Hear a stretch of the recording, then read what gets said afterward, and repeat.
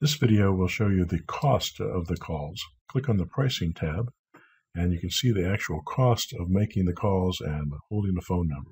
You can change this to any state or any country that you like, but if you're in the United States, which are most of us, the local numbers are $3. The toll-free numbers we don't have at this moment, but we're going to be getting them.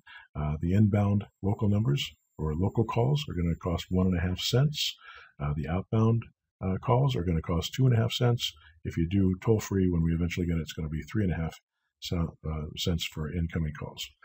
For voice to text, this is the transcriptions. It's 5.5 cents a minute for these transcriptions. They're very short, so it usually costs about 5.5 cents per call that comes in. And the recordings themselves, to keep these messages, cost 1 cent per minute. Just to give you an idea of what it usually costs for these types of things, I use a phone system that charges me $60 a month just for one voicemail, the ability to get emails with the message and a transcript in them.